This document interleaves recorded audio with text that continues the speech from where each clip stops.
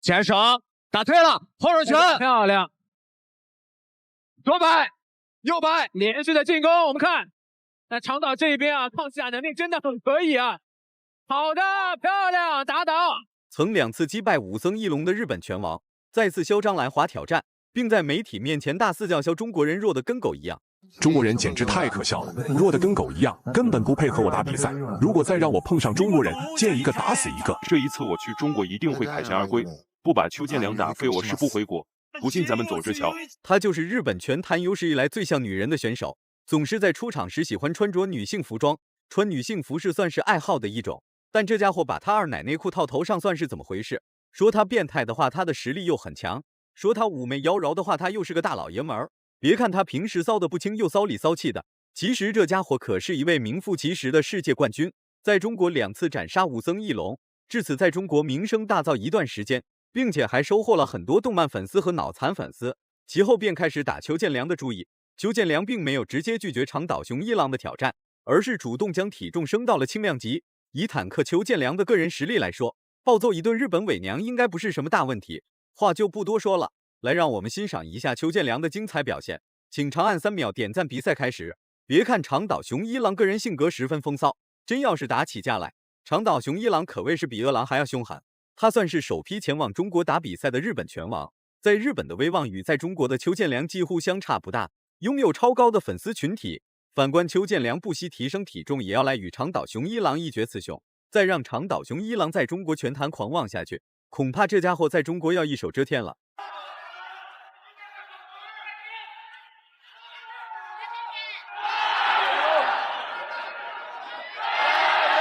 长岛的拳是很有力量，而且粘性很强。这个日本选手，特别是长岛这一批的选手，这种粘着性的打法能贴在你身上，你发不出力来。进来了，前刺，对，有点头前冲，裁判警告了。邱建良擅长的是中远距离，然而长岛雄一郎则是擅长内围对抗，所以一直都在猛压邱建良内围做动作。反观邱建良能与长岛雄一郎打游击就打游击，实在打不了就且战且退迂回拉扯。对于长岛雄一郎来说，晃来晃去就是战术的一部分，只要能用拳头精准命中邱建良，长岛雄一郎什么方法都能实施出来。现在的规则的执行其实没有像 Crush 和 K1 就是完全不允许缠抱的这样。哇，刚才后缺良这个后手是打着了，哎，但是好像长岛没什么反应啊。转身后摆。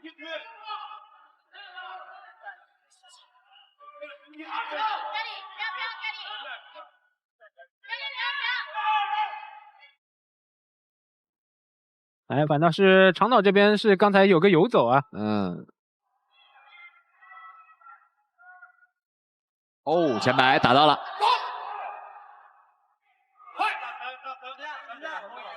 邱建良实施的特技非常炫酷，虽然没有碰到长岛雄一郎，但长岛雄一郎还是被吓倒了，差点被打得人仰马翻。幸亏长岛雄一郎的重心足够沉稳，两人都在晃来晃去，看来是在酝酿一个秘密大绝招。对于邱建良来说，他的灵活绝对超乎长岛雄一郎的想象。本来两个人都不是一个级别的，即便邱建良提升了体重，那也无法影响邱建良的快速移动。这边对左摆应该是滑倒了，哎，滑倒了。那这个绕进去的左摆还是很有威胁，已经好几次，你看，哎，又是摇臂进去，左侧、右侧、左侧。而这边长岛也是发现了对手这一个进攻的这个企图啊，你看又是同样的动作，又躲开了。转身后摆。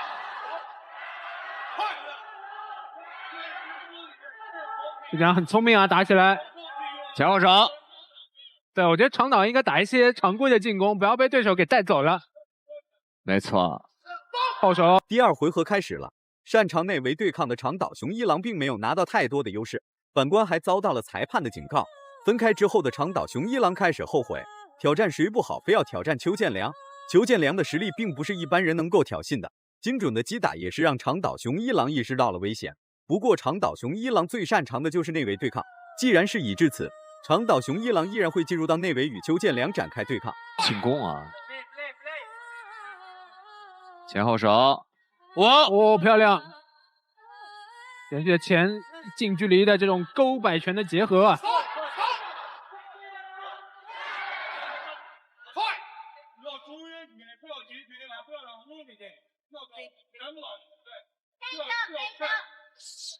好的，低扫。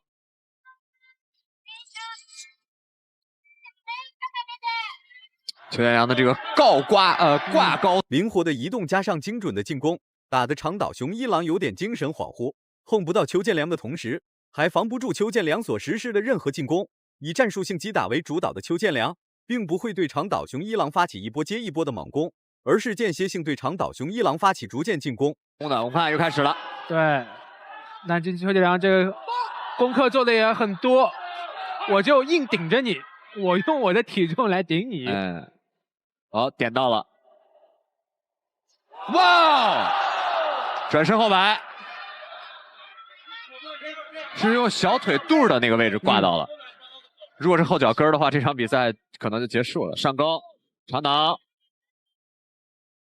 对，邱建良刚才连续的摇闪之后的近距离的这种进攻啊，很有些。看似长岛雄一郎无时无刻都在挨揍，实则不然。长岛雄一郎也算是在国际拳坛征战多年的拳坛老将，并且还曾2次击败武僧义龙，对中国选手的打法还算比较熟悉。但邱建良可不是按照常理出牌的选手，总是能出其不意给对手来一个怪招。后手拳把长岛拉倒了。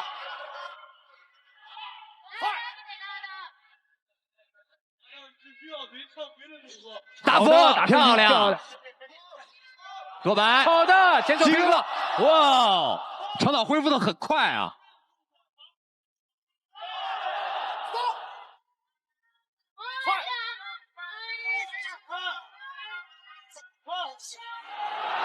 被疯狂暴揍的长岛雄一郎依然很顽强，并没有因此而放弃比赛，则是盯着邱建良的主动出击继续实施防守反击。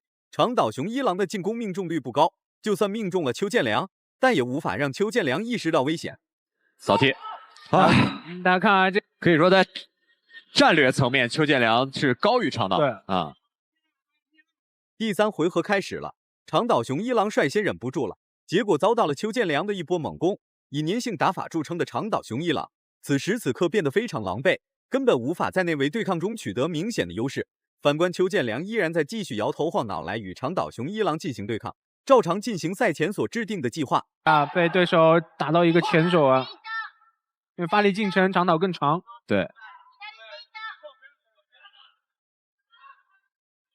这已经是第3回合了，长岛雄一郎必须要用自己更多的进攻，有效的进攻。高扫，高扫。我长岛还想补腿吗？对，差一点。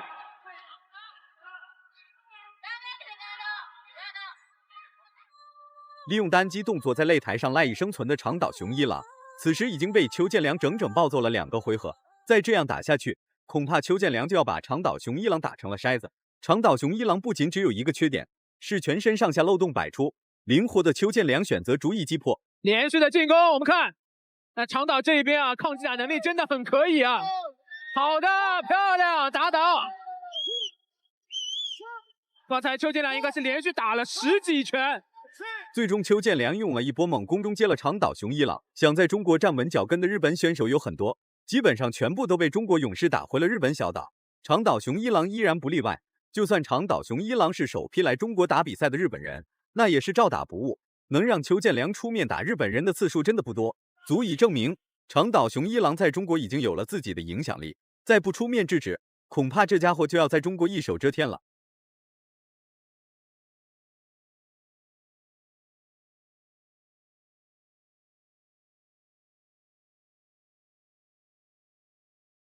下面宣布比赛结果，红方胜。